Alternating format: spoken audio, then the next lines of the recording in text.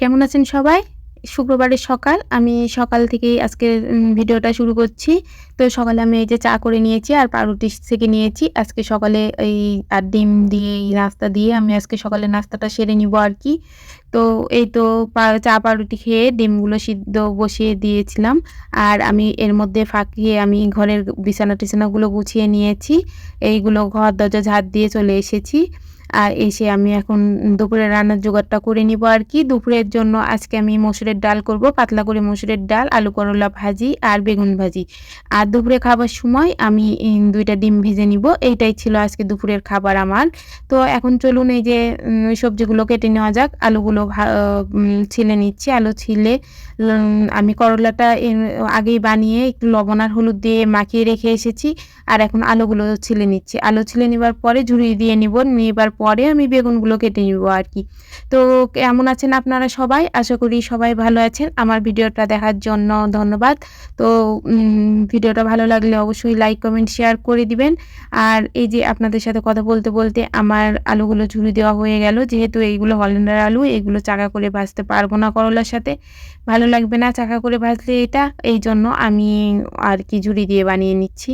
ঝুড়ি দিয়ে ভাজলেও বেশ ভালো লাগে। হল্যান্ডের আলুটা ঝুড়ি দিয়ে ভাজলেই বেশি ভালো হয় আরকি। এইজন্য ঝুড়ি দিয়ে বানালাম।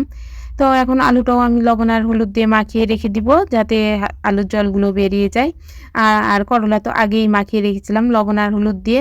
এখন আমি ডালটা আমার এদিকে সিদ্ধ হয়ে গেছে। আমি ডালটা এখন সম্বারে দিয়ে নিব আরকি।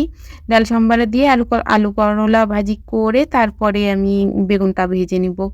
তো এই তো আমি ডালটা সম্বারের জন্য ডাল সিদ্ধ হয়ে গিয়েছিল। আমি মসুরের ডাল সিদ্ধর সময় একটু পেঁয়াজ আর রসুন দিয়ে দিই। এইটা যখনই আমি মসুরের ডাল রান্না করি, আমি সিদ্ধ করার টাইমে পেঁয়াজ আর রসুনটা হালকা দিয়ে দিই, আবার সম্বারাতে কিছুটা দিই।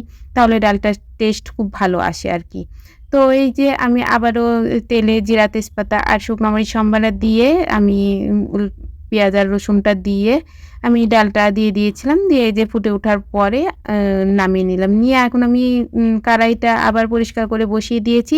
দেবার পরে এই যে বেগুনটা আমি মেখে নিচ্ছি লবণ আর হলুদ দিয়ে বেগুনটা ভেজে নিয়ে তারপর আমি আলু আর করলাটা ভাজি করব।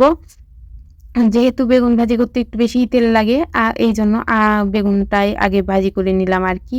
তো এই যে এখন আমি আলু আর করলাটা যে মাখিয়ে রেখেছিলাম কতটা জল বের হয়েছে দেখুন। তো আমি চিপে, চিপে আলু আর করলাটা শুধু উপর থেকে তুলে দিচ্ছি।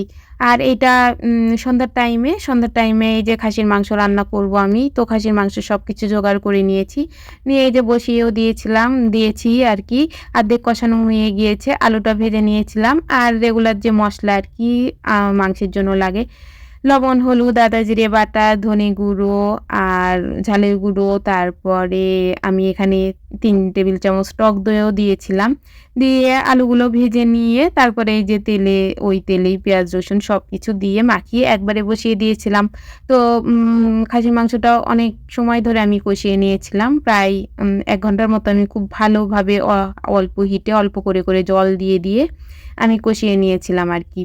নেবার পরেই তো গরম জল করে রেখেছিলাম। গরম জলটা আমি দিয়ে দিয়েছি এখানে সিদ্ধ হওয়ার জন্য। অর্ধেকটা সিদ্ধ হয়েছে আর অর্ধেকটা হয়ে যাবে। এই যে আঁচে বসিয়ে দিয়ে আমি পাশের চুলায় কিন্তু ভাতটাও বসিয়ে দিয়েছিলাম। আর মাঝখানে আমি শসা সালাদ কেটে নিয়েছি। আজকে রাত্রিতে আমরা ভাত খাবো। আর দুপুরে তো মসুরের ডাল, আলু ভাজা এগুলো সব রয়েই গিয়েছে। তো এই তো ভিডিওটা ভালো লাগলে লাইক, কমেন্ট, শেয়ার করে দিবেন।